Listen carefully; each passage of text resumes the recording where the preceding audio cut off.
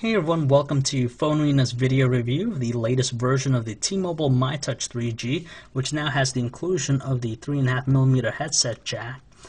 The other noticeably different thing about it is pretty much found under the hood.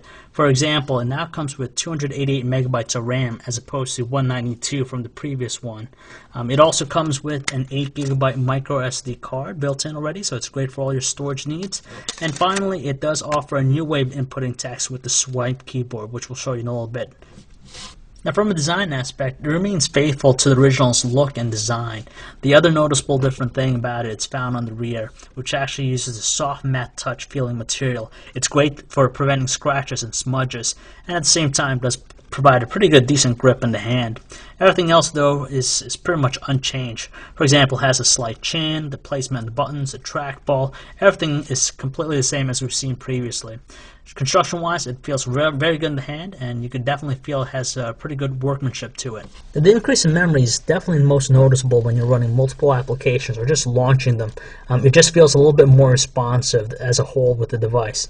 Even moving between the home screens, you notice it's really smooth. There's no choppy or laggy look to it. So we definitely like the increased amount of memory. It just makes for the overall experience using the platform a little bit more tolerable than what we saw previously.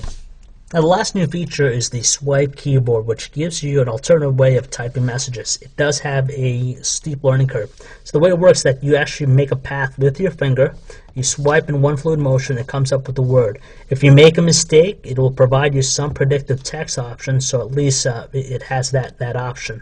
Lastly, if you don't want to use that, you could always just stick to the regular method of just typing each character individually. The one gripe that we did have with the swipe keyboard is that sometimes it's very difficult to see what your finger lands on. Other than that, it works really good.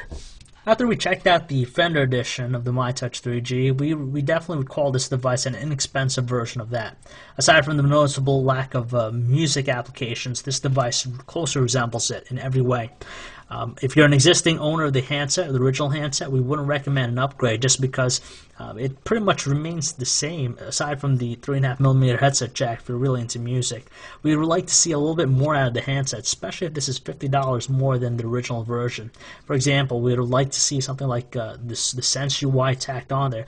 It would be more than enough justification to upgrade to this handset at that point.